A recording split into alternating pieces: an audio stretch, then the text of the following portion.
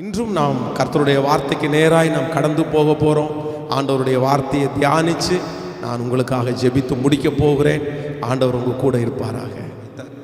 நம்ம வாசிக்க போகிற அந்த வசனத்தை 1 பேதுரு 5ஆம் அதிகாரத்தில் 7வது வசனத்தை நம்ம வாசிக்க போகிறோம். 1 பேதுரு 5ஆம் அதிகாரம் 7வது வசனம். அவர் உங்களை விசாரிக்கிறவர் ஆனபடியால் உங்கள் கவலைகளை எல்லாம் அவர் மேல் வைத்து விடுங்கள். அவர் உங்களை விசாரிக்கிறவர் ஆனபடியினால் உங்கள் கவலைகளை எல்லாம் அவர் மேல் வைத்து விடுங்கள். ஒருவேளை இந்த சத்தத்தை கேட்கிற ஆண்டவருடைய பிள்ளைகளே, உங்களை விசாரிக்கிறதற்கு யாருமே இல்லை என்றெல்லாம் நீங்கள் நினைத்து கொண்டிருக்கலாம். நான் தனிமையாக இருக்கிறேன், யாருமே எங்களை விசாரிக்க மாட்டேங்கிறாங்க, ஒரு சொந்தக்காரங்க என்னை விசாரிக்கலை, நண்பர்கள் என்னை விசாரிக்கலை, நான் தனிமைப்படுத்தப்பட்டிருக்கிறேன். ஆனால் ஆண்டவர் சொல்கிறாரு, உங்களை விசாரிக்கிறதுக்கு ஒருவர் இருக்கிறார். உங்கள் குடும்பத்தில் நடக்கிறதை விசாரிக்க ஒருவர் இருக்கிறார். ஆகையால் உங்கள் கவலைகளை எல்லாம் அவர் மேல் வைத்து விடுங்கள். இன்றைக்கு நான் உங்களோடு கொடுக்க போகிற இந்த முழங்கால் யுத்தத்தில் கொடுக்க போகிற அந்த செய்தி, இந்த கவலையை குறித்து உங்களிடத்திலே பேசும்படியாக ஆவியானவர் என்னுடைய இருதயத்தில் வைக்கிறார். வேதத்தில் நமக்கு தெளிவாக சொல்லியிருக்கிறாரு, ஒரு தேவனுடைய பிள்ளை எதை குறித்தும் கவலைப்படக்கூடாது. ஒரு காரியத்தை குறித்தும் எதை குறித்தும் கவலைப்பட வேண்டியதில்லை. உடனே இந்த சத்தத்தை கேட்கும்போது நீங்கள் கேட்பீங்க, என்ன பாஸ்டர் சொல்கிறீங்க, நான் கவலைப்படாமல் இருக்க முடியுமா? என் பிள்ளை இந்த மாதிரி ஒரு சூழ்நிலை இருக்குது, நான் எப்படி கவலைப்படாமல் இருக்கிறது?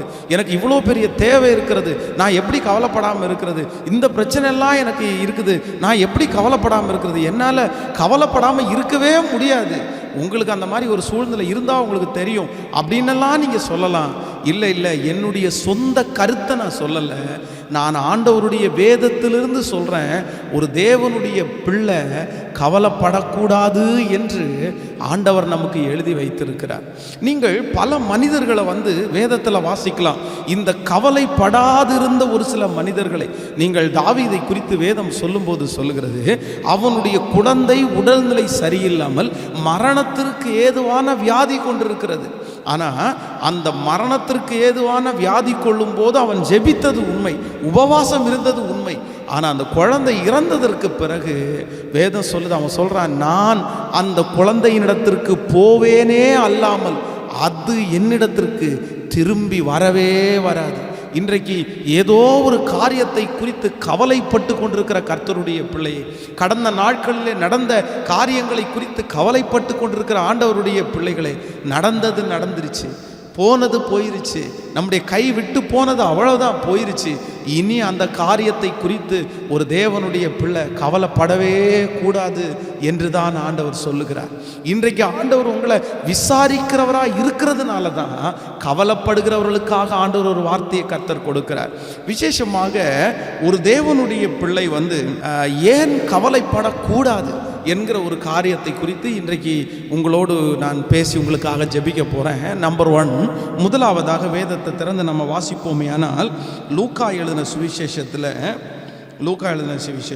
12ஆம் அதிகாரத்தை நம்ம வாசிக்கும்போது, லூக்கா எழுதின சுவிசேஷம் 12ஆம் அதிகாரம் 25வது வசனத்தை நம்ம வாசிக்கும்போது, கவலைப்படுகிறதினால் உங்களில் எவன் தன் சரீர அளவோடு ஒரு முழத்தை கூட்டுவான்? கவலைப்படுகிறதினால் உங்களில் எவன் தன் சரீர அளவோடு ஒரு முழத்தை கூட்டுவான்? அப்போ ஆண்டவருடைய பிள்ளைகளே, பரிசுத்த வேதாகமம் சொல்லுகிறது, ஒரு தேவனுடைய பிள்ளை ஏன் கவலைப்படக்கூடாது என்று வேதம் சொல்லுது என்றால், கவலைப்படுகிறதுனால ஒரு தேவனுடைய பிள்ளை ஒரு முழத்தை கூட்டவும் முடியாது, ஒரு முழத்தை குறைக்கவும் முடியாது.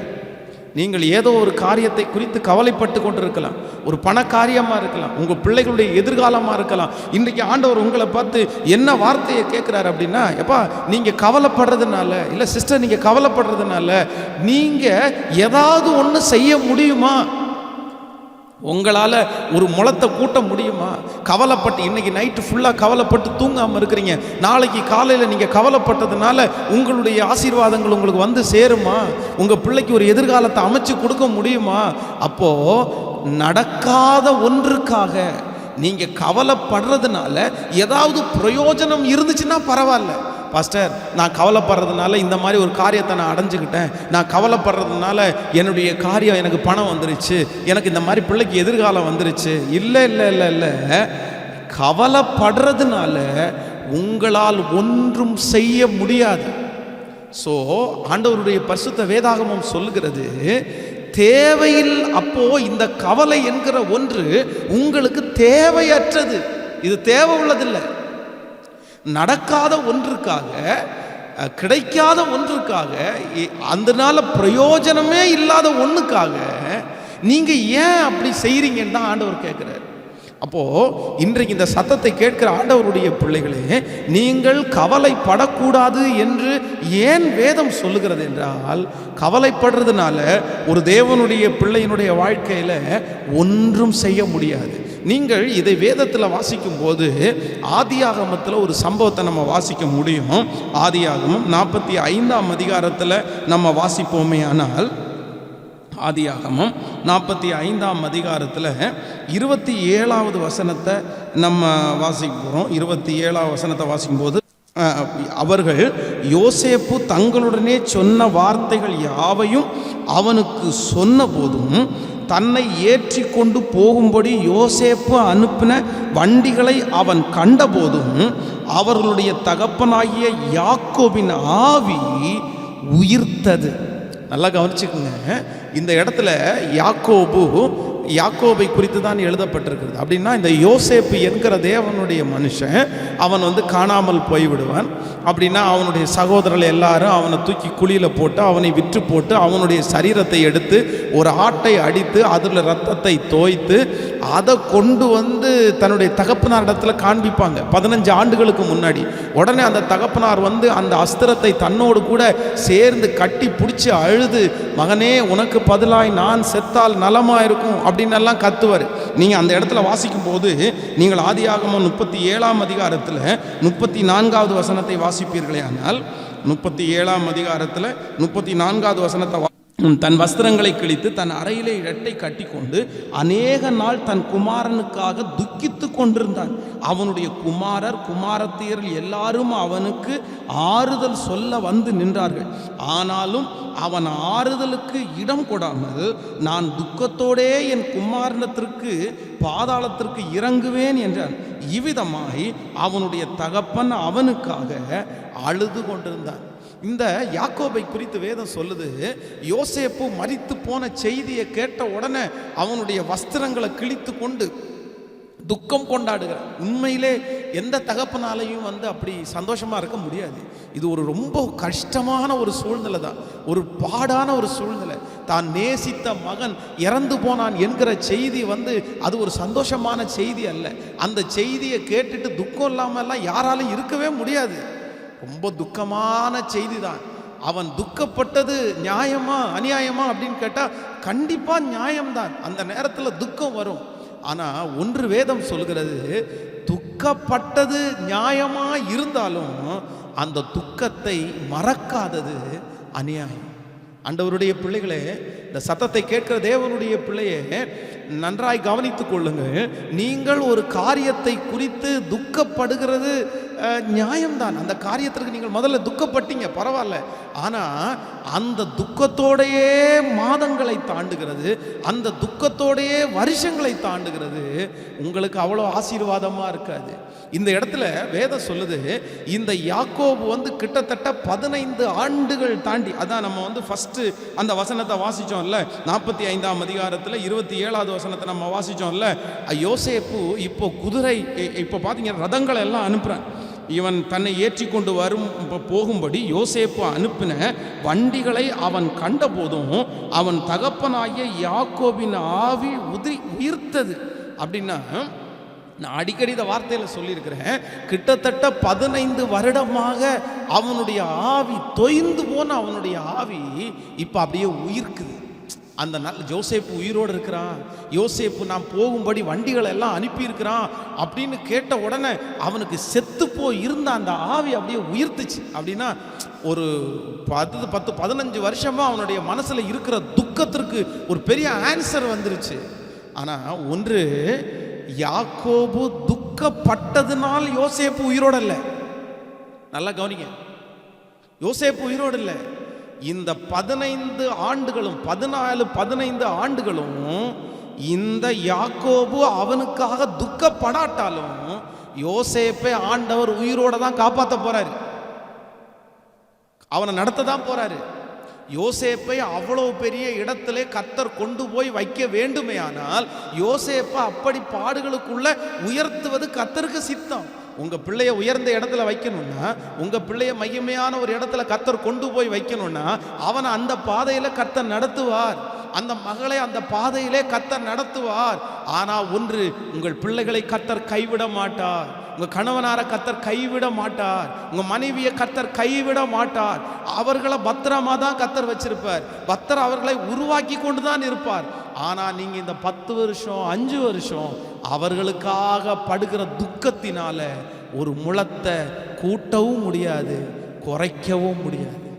இந்த சத்தத்தை கேட்கிற அன்பு கர்த்தருடைய பிள்ளைகளே, இந்த முழங்கால் யுத்த ஜபத்தில் நிற்கிற ஆண்டவருடைய பிள்ளைகளே, ஒருவேளை இந்த ஜபத்தில் இருக்கிற நிறைய நீங்கள் பல வருடங்களாய் அந்த துக்கங்களை சுமந்து கொண்டே வரலாம். பல ஆண்டுகளாக அந்த துக்கம் உங்களுக்கு இருந்து கொண்டே இருக்கலாம். ஆனால் ஆண்டவர் உங்களிடத்தில் தெளிவாய் பேசுகிறார். மகளே, நீ துக்கப்படுறதுனால ஒன்றும் செய்ய முடியாது. மகனே, நீ துக்கப்படுறதுனால எதையுமே நீ செய்ய முடியாது. அதற்கு மாறாக நீ ஆண்டவருடைய சமூகத்தில் ஜெபித்து உன்னுடைய கஷ்டங்களை, உங்களுடைய பாடுகளை, அந்த காரியங்களை எல்லாம் அவர் விசாரிக்கிறவர் ஆனபடியினால் அவர் மேலே வச்சிருங்க. ஆண்டவரே, என் பிள்ளையை நீங்க பார்த்துக்குங்க. ஆண்டவரே, என் பையனை நீங்க பார்த்துக்குங்க. ஆண்டவரே, என் எதிர்காலத்தை நீங்க பார்த்துக்குங்க. ஆண்டவரே, என் தேவையை நீங்க பார்த்துக்குங்க. இந்த பிரச்சனை எல்லாம் முடிஞ்சதற்கு பிறகு நிறைய பேர் அப்படிதான் நினைக்கிறாங்க. நிறைய பேருடைய கவலை என்ன அப்படின்னா, இனி என்ன செய்வோம், இது முடிஞ்சதுக்கு அப்புறம் என்ன செய்வோம், வீட்டுக்கு வாடகை கட்டுறதுக்கு என்ன செய்வோம், இபி பில் கட்டுறதுக்கு என்ன செய்வோம், இல்லைன்னா கடன்காரங்களுக்கு என்ன பதில் சொல்லுவோம், என்னென்னமோ காரியங்கள் ஓடிக்கொண்டே இருக்கிறது. இல்லை இல்லை, இதுவரையிலும் உங்களை நடத்தினவர் இனியும் நடத்துவார். நீங்க கவலைப்பட்டு தூங்காம இருக்கிறதுனால அந்த பணம் உங்களுக்கு வந்துட போதா? நீங்க கவலைப்பட்டு தூங்காம இருக்கிறதுனால அந்த கடனை நீங்க முடிச்சிட முடியுமா? அந்த இபி பில்லை நீங்க கட்டிட முடியுமா? அந்த வீட்டு வாடகையை நீங்க கொடுத்துட முடியுமா? இல்லை பிரதர், முடியாது. பிரதர், சிஸ்டர், முடியாது. அதனால தான் ஆண்டவர் உங்களுக்கு தெளிவாய் பேசுகிறார். கவலைப்படுகிறதுனால் ஒரு முளத்தை உங்களால் கூட்டவும் முடியாது, குறைக்கவும் முடியாது. ஸோ நம்பர் 1, ஒரு தேவனுடைய பிள்ளை ஏன் கவலைப்படக்கூடாது அப்படின்னு பைபிள் சொல்லுதுன்னா, நீங்கள் கவலைப்படுறதுனால எதையும் கூட்டவும் குறைக்கவும் முடியவே முடியாது. இன்றைக்கு இருக்கிற இந்த சத்தத்தை கேட்கிற எல்லாருமே ஒரு தீர்மானம் எடுங்க. ஆமாம் ஆண்டவரே, எனக்கு நடக்காத ஒன்றுக்காக, செயல்பட முடியாத ஒன்றுக்காக, ஆண்டவரே காரணமே இல்லாத ஒன்றுக்கு நான் ஏன் அப்படி கவலைப்படணும்? நான் ஏன் அப்படி கவலைப்படணும்? அது நடந்தால் கூட பரவாயில்ல, நடக்காத ஒன்றுக்காக நான் ஏன் கவலைப்படணும்? நீங்கள் சந்தோஷப்படுங்க. நான் சொல்கிறேன், இந்த சோதனை காலம், இந்த பிரச்சனை எல்லாம் முடியும் போது ஆண்டவர் உங்களுடைய கண்கள் ஒரு மிகப்பெரிய மகிமையை காணும்படி கர்த்தர் கட்டளையிடுவார். எத்தனை பேர் ஆமோதிக்கிறீங்க? ஹல்லேலூயா. ஒன்று நினச்சிக்குங்க, நீங்கள் எந்த காரியத்தை குறித்து கவலைப்பட்டு தூங்காமல், சாப்பிடாம, வெளியே எங்கேயுமே போக முடியாமல் வருத்தத்தோடு இருக்கிறீங்களோ, நீங்கள் கவலைப்படுறதுனால எதுவுமே செய்ய முடியாது. அதற்கு மாறாக உங்கள் கவலைகளை எல்லாம் ஆண்டவர் மேலே வச்சுட்டு, ஆண்டவருடைய சமூகத்தில் சொல்லிட்டு, இந்த மாதிரி ஒரு பிரச்சனை இருக்குப்பா, இந்த மாதிரி ஒரு போராட்டம் இருக்குப்பா, இந்த மாதிரி நான் காரியத்தை கடந்து போகிறேன்ப்பா, கர்த்தர் சமூகத்தில் வச்சு நீங்கள் ஆறுதல் அடைங்க, நீங்கள் சந்தோஷப்படுங்க. நான் சொல்கிறேன், அது நடக்க வேண்டிய நேரத்தில் கர்த்தர் காரியங்களை கைகூடி வர பண்ணுவார், அதை சரி பண்ணிடுவார். அதில் எந்த மாற்று கருத்துமே இல்லை. கர்த்தர் உங்களுக்காக யுத்தம் பண்ணுவார். அவர் ஜெபத்தை கேட்கிறவர். நீங்கள் கவலைப்படுறதுனால எதுவுமே பண்ண முடியாது. ஸோ நம்பர் 2, ஒரு தேவனுடைய பிள்ளை ஏன் கவலைப்படக்கூடாது என்கிறதற்கு இரண்டாவது ஒரு காரியத்தை ஆண்டவருடைய பிள்ளைகள் கற்றுக்கொள்ள வேண்டும். எனக்கு ஆண்டவர் இந்த காரியத்தை என்னோட கூட பேசினார். அந்த சம்பவத்தையும் உங்களோட நான் சொல்ல போகிறேன். வாசிக்கலாம், வேதத்தை நம்ம திறந்து வாசிப்போம். ஆதியாகமம் 47ஆம் அதிகாரத்தில், ஆதியாகமம் 47ஆம் அதிகாரம் 8வது 9வது வசனத்தை வாசிக்கும்போது, பார்வோன் யாக்கோபை நோக்கி, உமக்கு வயது என்ன என்று கேட்டான். அதற்கு யாக்கோபு, நான் பரதேசியாய் சஞ்சரித்த நாட்கள் 130 வருஷம், என் ஆயுசு நாட்கள் கொஞ்சமும் சஞ்சலமுமாய் இருக்கிறது. அவைகள் பரதேசிகளாய் சஞ்சரித்த என் பிதாக்களுடைய ஆயுசு நாட்களுக்கு வந்து எட்டவில்லை என்று பார்வோனோடே சொன்னான். கவனிங்கள், இந்த இடத்துல நம்முடைய யோசேப்பு வந்து எகிப்தில் உயர்த்தப்பட்டார், தன்னுடைய தகப்பனை அழைச்சிட்டாரு. இப்போ தன்னுடைய தகப்பனாரை பார்வோனுக்கு முன்பாய் கொண்டு வந்து நிறுத்துகிறார். உடனே தன்னுடைய தகப்பனார் என்ன பண்ணுறாருன்னா, யாக்கோப் என்ன பண்ணுறாருன்னா பார்வோனை ஆசீர்வதிக்கிறார். உடனே பார்வோன் தான் அங்கே எகிப்தினுடைய ஜனங்களுக்கு பார்வோன் கடவுள், அவன் தான் ஜனங்களை பிளஸ் பண்ணுவான். இப்போ அவனே ஒருத்தர் பிளஸ் பண்ணுறார் அப்படின் போது, ஆனால் யாக்கோபை பார்க்கும்போது ரொம்ப வயசான ஒருத்தராக அவருடைய பிளஸ்ஸிங்கை வாங்கினா பரவாயில்லன்ற மாதிரி தான் இருக்கும்னு நினைக்கிறேன். அப்போது இந்த பார்வோன் அவரை பார்த்து கேட்குறாரு, யாக்கோபை பார்த்து, சரி நீங்கள் என்ன ஆசீர்வதிச்சது ஓகே, உங்களுடைய வயது என்ன, உங்களுக்கு என்ன வயசு இருக்கும் அப்படின்னு கேட்ட உடனே நம்மளாக இருந்தால் என்ன பண்ணுவோம், ஒரு வயசு நமக்கு என்ன வயசு அப்படின்னு கேட்டால் சொல்லுவோம் 50, 60, 100, 90 அப்படின்னு சொல்லுவோம். ஆனால் இந்த யாக்கோபு இந்த இடத்துல தன்னுடைய வயசை மட்டும் சொல்லாமல் அந்த இடத்துல சொல்லும்போது ஒரு பயங்கரமான ஒரு வார்த்தை சொல்கிறாரு. நான் பரதேசியாய் சஞ்சரித்த நாட்கள் 130 வருஷம், என் ஆயுசு நாட்கள் கொஞ்சமும் சஞ்சலமுமாக இருந்தது. அப்போது இந்த கொஞ்சமும் சஞ்சலமுமாக இருந்த வருஷம், நீங்கள் வந்து யாக்கோபு வந்து மொத்தம் அவன் எத்தனை வயசு உயிரோடு இருந்தான் அப்படின்னா கிட்டத்தட்ட 147 வயது 147 வயசு வரைக்கும் இந்த யாக்கோபு உயிரோடு இருந்தான். அப்போது 147 வயசு உயிரோடு இருந்தான். ஆனால் இந்த பார்வோனுக்கு முன்பாக நிற்கும்போது என்ன சொல்கிறான் அப்படின்னா, நான் வந்து 130 வயசு வரைக்கும் சரியாக தான் ஓடினேன், பரதேசியாக சஞ்சரித்தேன், அங்கங்கே போயிட்டு 130. அதற்கு பிறகு கிட்டத்தட்ட ஒரு 17 வருஷத்தில் யோசேப்பு அவனை விட்டு காணாமல் போன ஒரு 14 ஒரு 15 வருஷத்தை சேர்த்துக்கலான்னு வைங்களேன். ஒரு 14 இல்லைன்னா 15, 15-14 வருஷம். மற்றது இவன் வந்து எகிப்திற்கு இங்கே வந்துட்டான், அதில் வந்து ஒரு 1.5 வருஷம் 2 வருஷத்தை கணக்கு போட்டலாமே. அப்போது அந்த 14 வருஷம் அந்த 15 வருஷம் அவன் என்ன சொல்கிறான் அப்படின்னா, வருத்தமும் சஞ்சலமுமாக இருந்தது, அது என்னுடைய பிதாக்களுடைய நாட்களுக்கு எட்டலை. நீங்கள் வந்து யாக்கோபனுடைய அப்பா ஈசாக்கை பார்த்தீங்க அப்படின்னா 180 வயசு வரைக்கும் உயிரோடு இருந்தார். ஆனால் இவர் வந்து 147ஓட இவர் மரிச்சிட்டார். அப்போது அவர் இங்கே ஒரு அங்கலாய்ப்பான ஒரு காரியத்தை சொல்கிறாரு. நான் வந்து நல்ல பூரணமான வயசுள்ளவனாக மறிக்க வேண்டியது, நான் வந்து பரதேசியாக இத்தனை வருஷம் திரிந்திருந்தாலும் என் பிதாக்கள் அளவிற்கு என் வயசு வரலை, அதுக்குள்ளே நான் பலவீனப்பட்டுட்டேன், அதுக்குள்ளே நான் ஒடுங்கிட்டேன் அப்படின்ற மாதிரி சொல்கிறார். அப்போது நீங்கள் கவனமாக கவனிப்பீங்கன்னு நினைக்கிறேன்.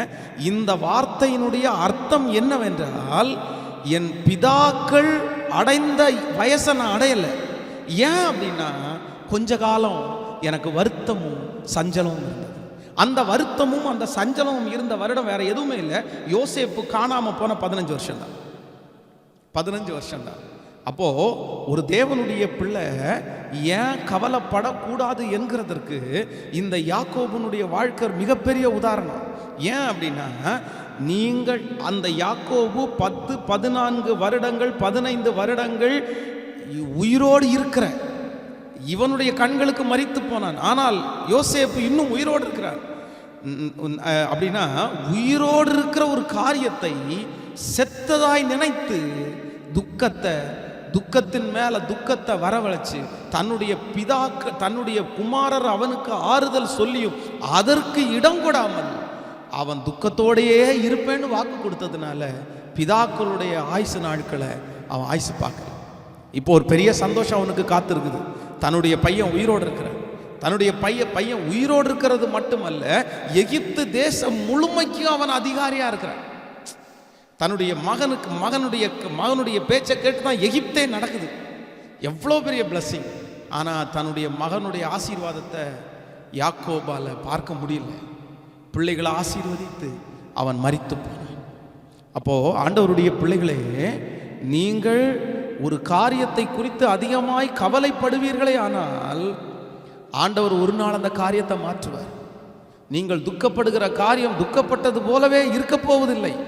ஆண்டவர் அதில் விடுதலை கொடுப்பார். ஆண்டவர் அதில் ஒரு நன்மையாக முடிய பண்ணுவார்.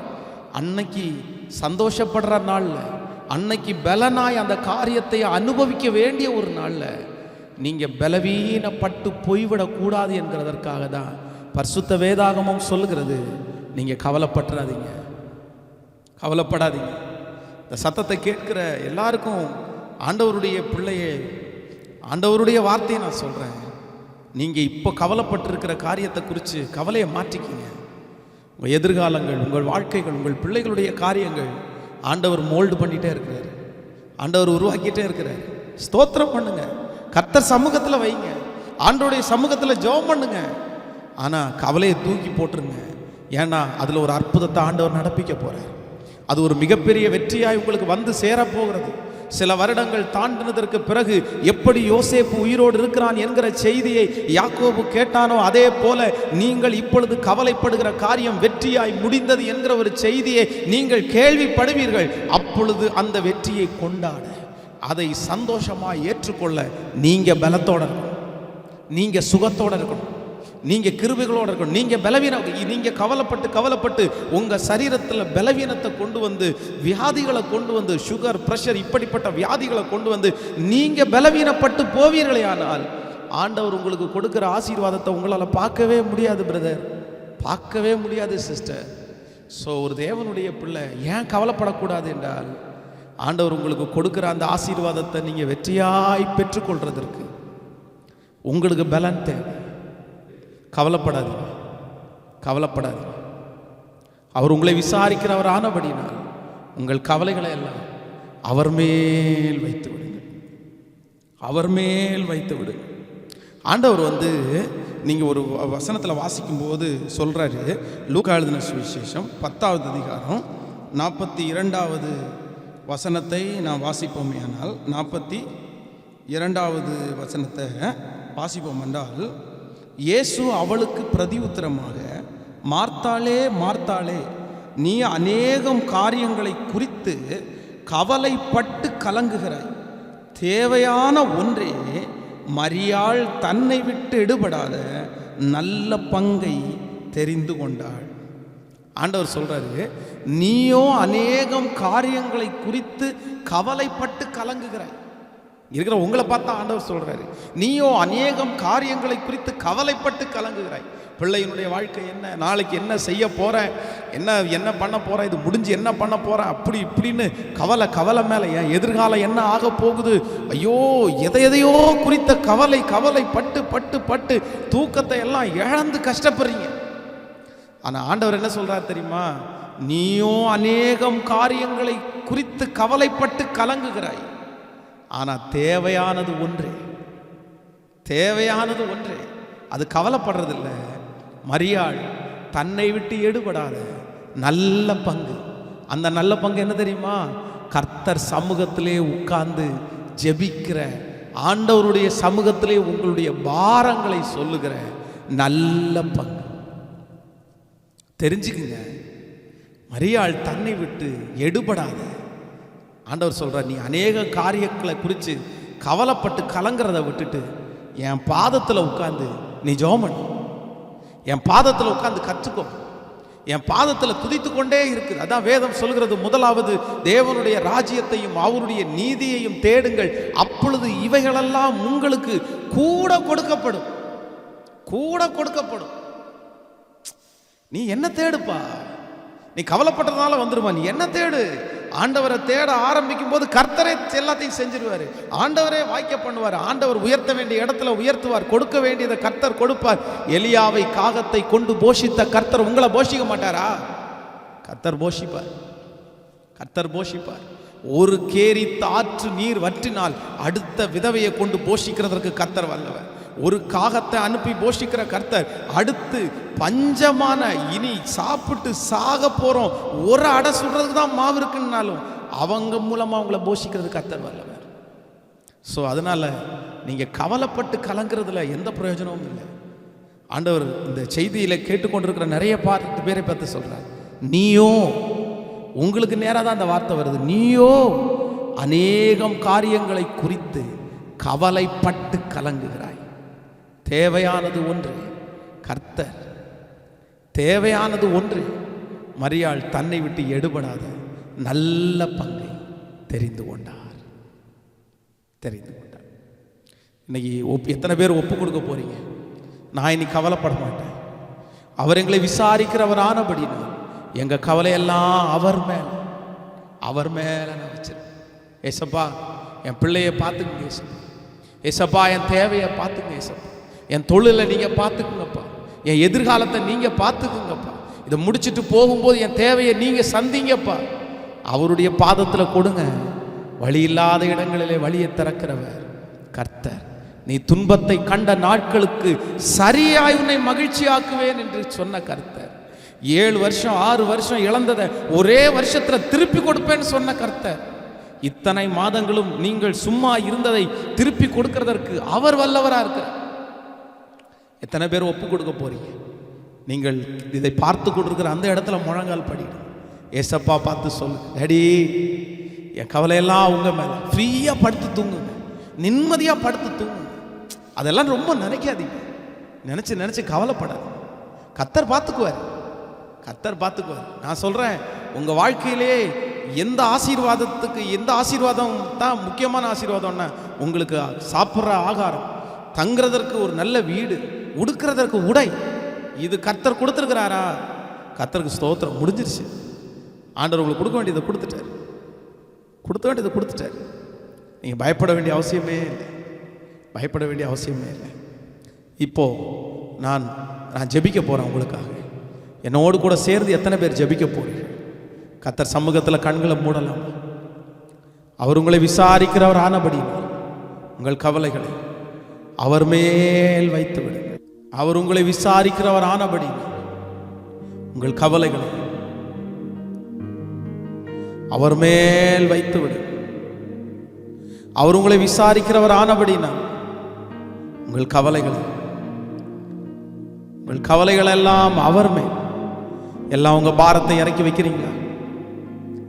உங்க தேவைகளை இறக்கி வைக்கிறீங்களா? ஏசப்பா பார்த்து, நான் எதுக்குப்பா கவலைப்படணும்? நீங்க இருக்கும்போது நான் ஏப்பா கவலைப்படணும்? என்னோடு நீர் இருக்க என் படகு மூழ்கிடுமா? கர்த்தர் உங்களோட இருக்கும்போது உங்க படகு மூழ்குமா? உன்னோடு அவர் இருக்க உன் படகு மூழ்கிடுமோ? உன்னோடு இயேசு இருக்க உன் படகு மூழ்கிடுமோ? கரை சேர்த்திடுவா, கலங்காதே. கரை சேர்த்திடுவா, கலங்காதே. என் மகனே, இன்னும் பயம் உனக்கு நம்பிக்கை இல்லை. என் மகளே, இன்னும் பயம் உனக்கு நம்பிக்கை இல்லை. உன்னோடு இயேசு இருக்க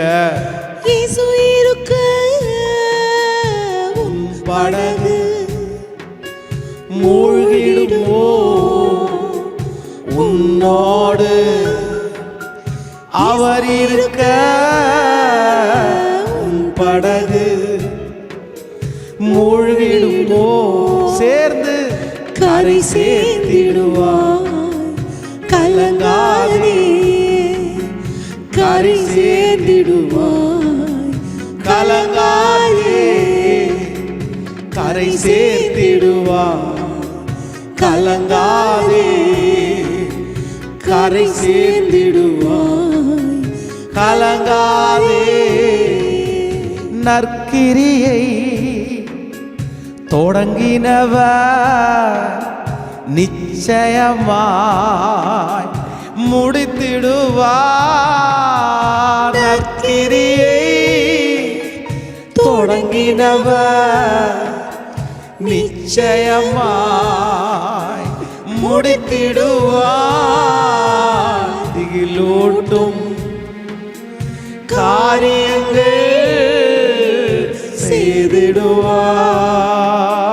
உன் வழியா திகிலூட்டும் காரியங்கள் செய்திடுவார்.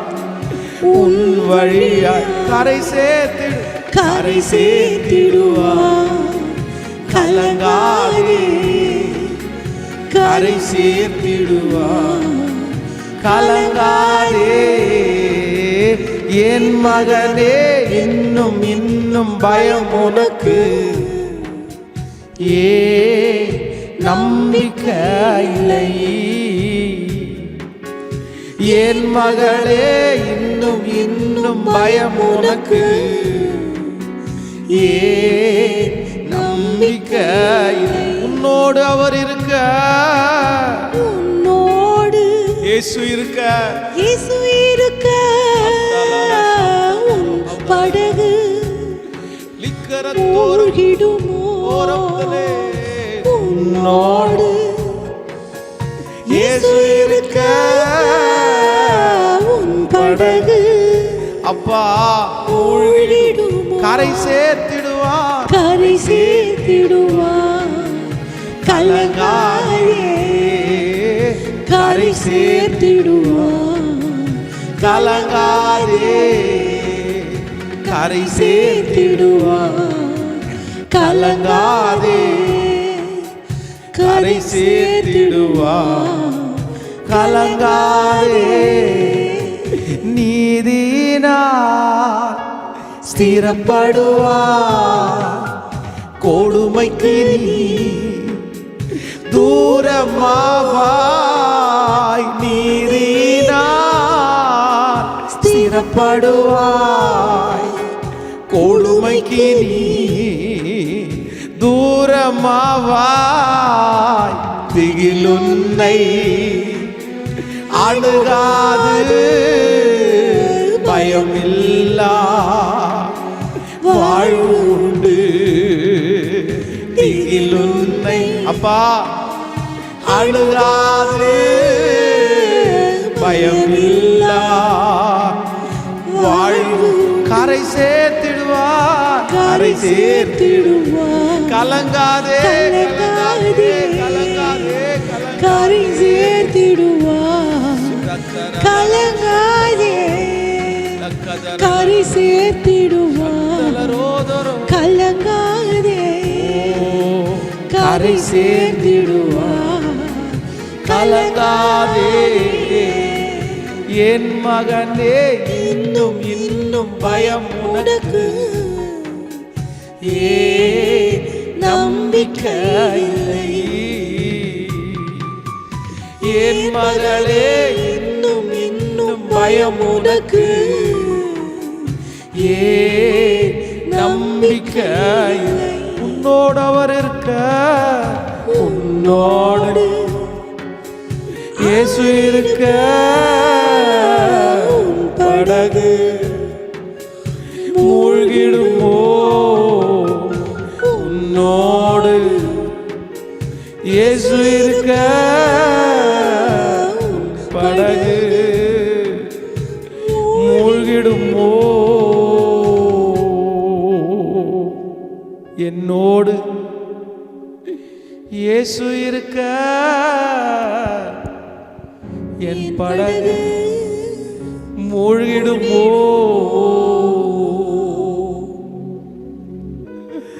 ஓ, என்னோடு நீங்க இருக்க, என் படகு மூழ்கிடுமோ? என்னோடு நீங்க இருக்க, என் படகு மூழ்கிடுமோ?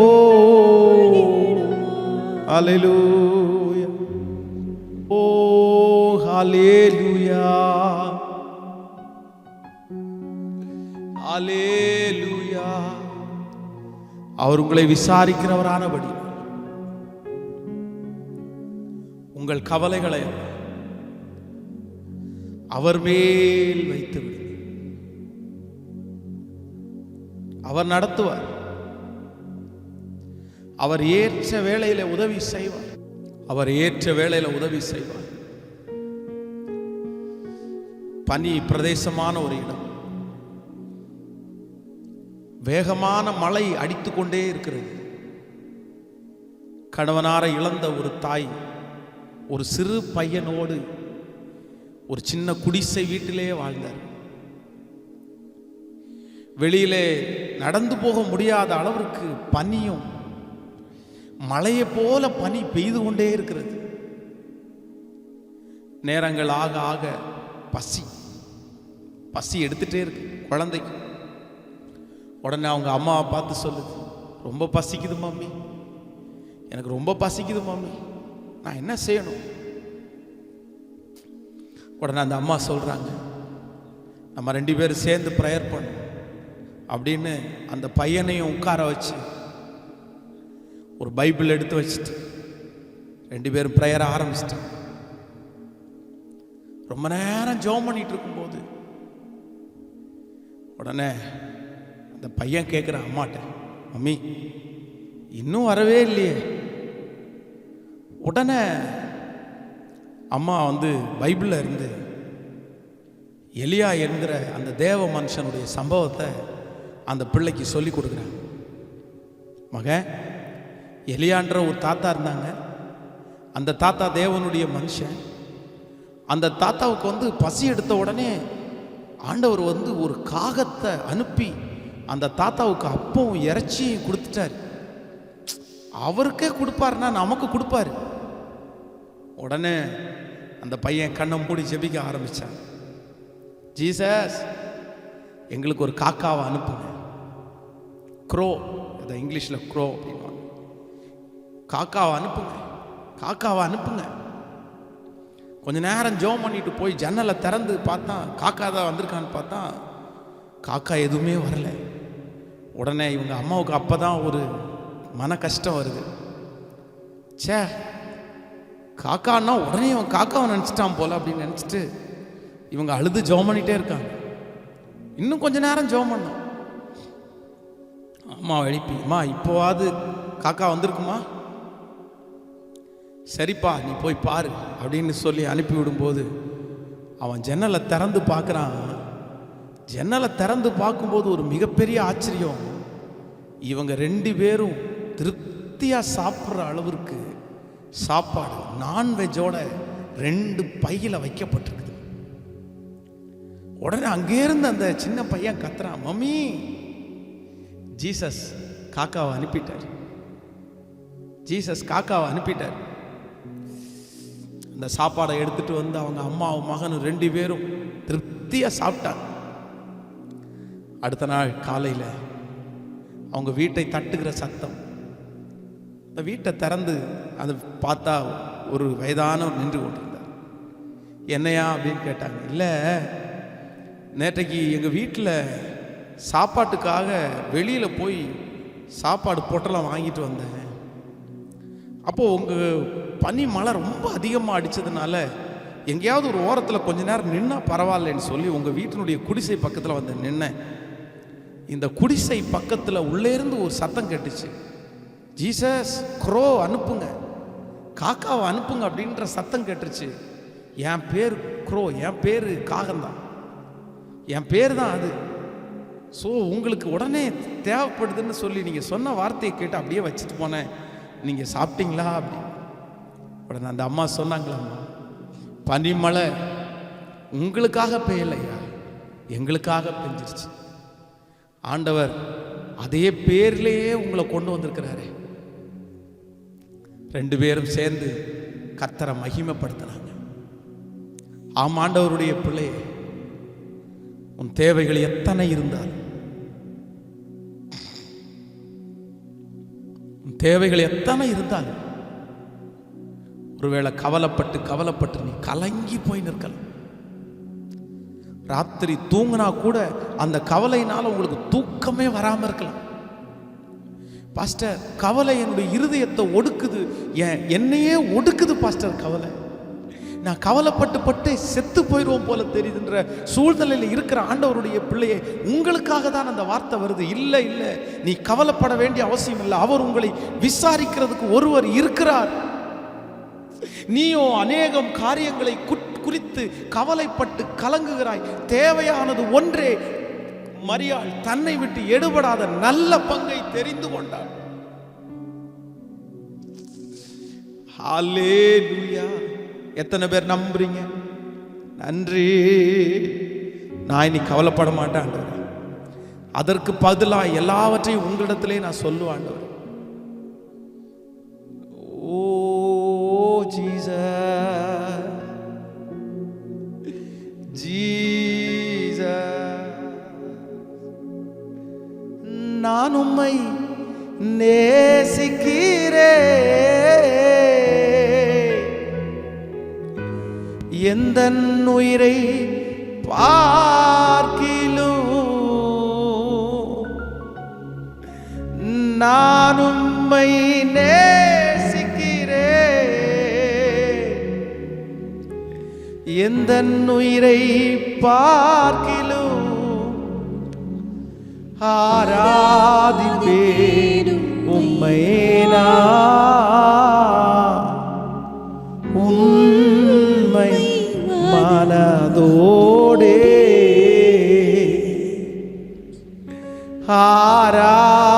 ஆராதிப்பேன் உம்மை நான். உண்மை மனதோடே பெற்ற தாயும் நண்பர்கள் தள்ளுகையில் என்னுயிர் கொடுத்து நான் நேசித்தோர் வெறுக்கையிலே.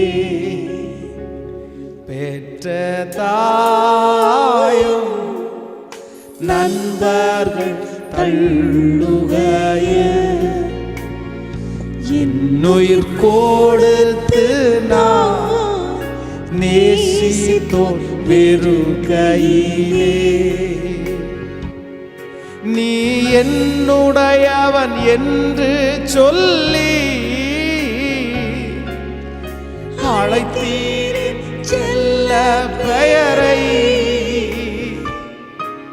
நீ என்னுடையவள் என்று சொல்லி அழைத்தீர் செல்ல பெயரை.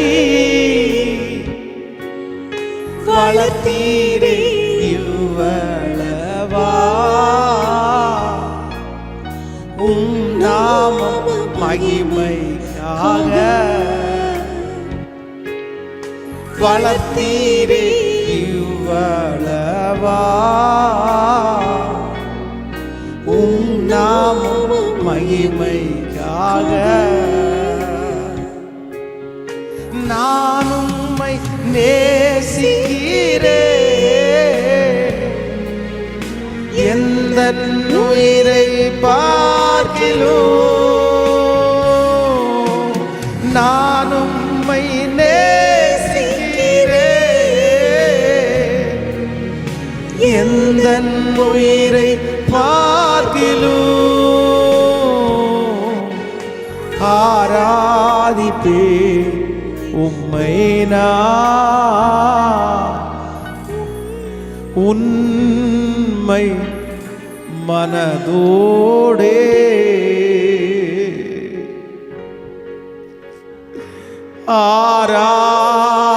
ஆராதிப்பேன் உம்மை நான். உண்மை மனதோடே என்னை நேசித்த நேசத்தின் தேவனே.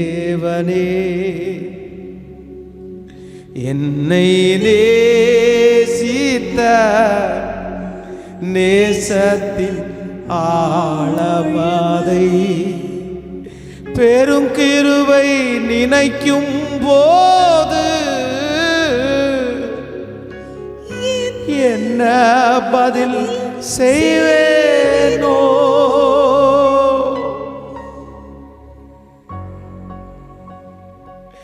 பெரும் கிருபை நினைக்கும் போது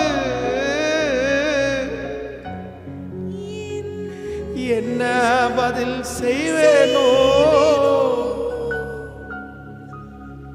ரட்சிப்பின் பாத்திரத்தை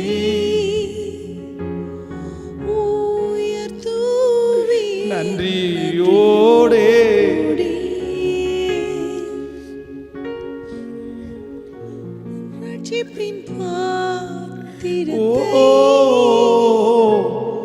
உயர்த்துவேன் நன்றியோடே. நீர் என்னை நேசித்தீரே, உங்க உயிரை பார்க்கிலும் நீங்க எங்களை நேசித்தீரே. உங்களுடைய உயிரை பார்க்கிலும் ஆராதிப்பேன் உம்மை நான். உண்மை மனதோடே ஆராதிப்பேன் உம்மை நான். உண்மை மனதோடே. ஸ்தோத்திரம் ஸ்தோத்திரம் ஸ்தோத்திரம்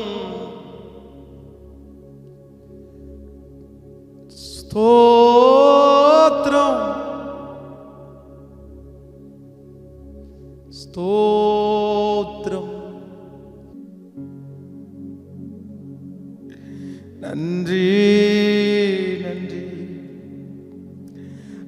மண்ணான மனிதன் நான், என்னால் ஏதும் ஆகுமா?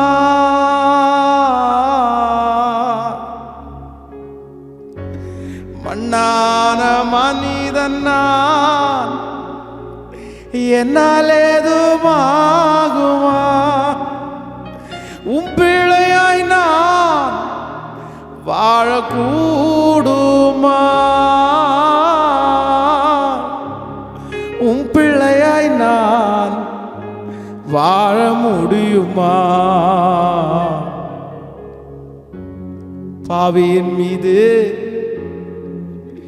ஏன் இந்த அன்போ ஒன்றும் புரியலை.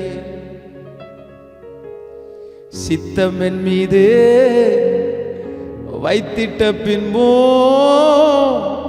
வாழ தெரியலை, இன்னும் வாழ தெரியலை. பாவி என் மீது ஏன் இந்த அன்பு ஒன்றும் புரியலை. சித்தம் என் மீது வைத்திட்ட பின்போ வாழ தெரியலை, இன்னும் வாழ தெரியலை, இன்னும் வாழ தெரியலையே.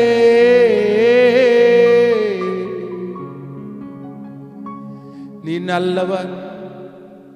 எங்கள் கவலைகளை உம்மிடத்தில் வைக்கிறோம், எங்கள் தேவைகளை உம்மிடத்தில் வைக்கிறோம். நீர் எங்களை கைவிடவே மாட்டீர், நீர் எங்களை கைவிடவே மாட்டீர், நீர் எங்களை கைவிடவே மாட்டீர், நீர் எங்களை கைவிடவே மாட்டீர். உங்க திரு சமூகத்தில் எங்களை தாழ்த்துறோம். இந்த சத்தத்தை கேட்டுக்கொண்டிருக்கிற ஒவ்வொரு வீடுகளிலும் தேவ மகிமை இறங்கட்டும். அவர் உங்களை விசாரிக்கிறவரானபடி உங்கள் கவலைகள் அவர் மேல் வைத்து, இந்த செய்தியினுடைய முடிவில் அவங்க மனசுல இருக்கிற அந்த கவலைகள் எடுக்கப்படுவதாகப்பா. எந்த காரியத்தை குறித்து அவர்கள் கவலைப்பட்டு கொண்டிருக்கிறார்களோ அந்த காரியம் ஒரு மிகப்பெரிய மகிமையான அற்புதமாய் அவர்களுக்கு கைகூடி வரப்பண்ண போகிறதற்காக நன்றி. நன்றியப்பா, நன்றியப்பா, நன்றியப்பா. அந்த குடும்பங்களில் ஆரோக்கியம் உண்டாகட்டும், செழிப்பு உண்டாகட்டும். மன பயங்கள் கவலைகள் விலகட்டும் விலகட்டும். உங்க பாதத்தை முத்தம் செய்து நீர் கூடவே இரு. இயேசுவின் மூலம் ஜெபம் எடுக்கிறோம் நல்ல பிதாவே, ஆமென்.